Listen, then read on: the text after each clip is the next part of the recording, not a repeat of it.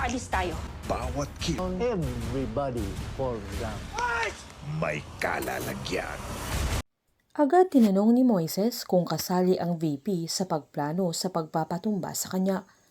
Matapang naman na sinagot ni Rafael na wala siyang kinalaman sa mga plano ni Jaime at may nagsabi lang ito sa kanya kaya nalaman niya.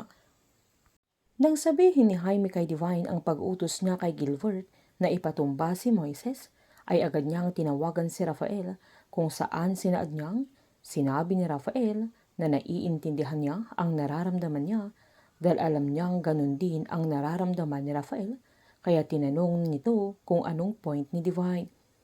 Pinaliwanag niyang tumulong siya para makulong si Moises na kahit alam niyang inosente siya pero hindi nakakayanin ng konsensya niya kung mapapatay pa siya sa loob ng kulungan dahil ipapapatay na ni Jaime kay Gilbert.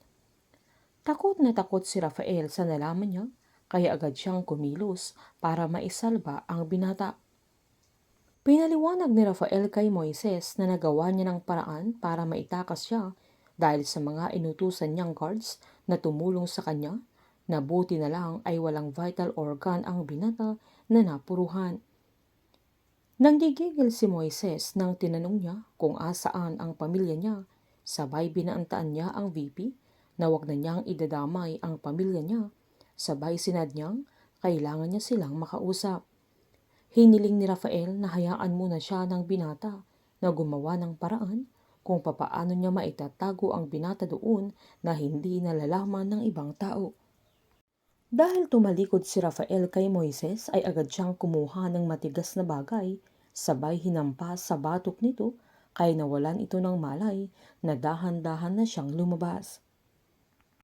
Habang nag-uusap naman sila Mang Stong at Grace ay sinaad ng matanda na mula nakulong si Moises ay hindi pa nila nabibisita. Giniit naman ng dalaga na bawal silang bumisita na agad namang sinaad ni Mang Stong na gusto na niyang sumugod sa kulungan dahil gusto niyang makita si Moises na sinabihan naman siya ni Grace na wala ding mangyayari dahil ginawa na nila ang lahat at ginawa na din ni Moises ang lahat pero pinaalalahanan siya ni Mang Stong na nag-usap na silang dalawa na hindi nila susukuan si Moises maging si Christine dahil laging may paraan. Sabay pinaalala niya sa dalaga na siya ang laging nagsasabi na hindi sila pababayaan ng Diyos.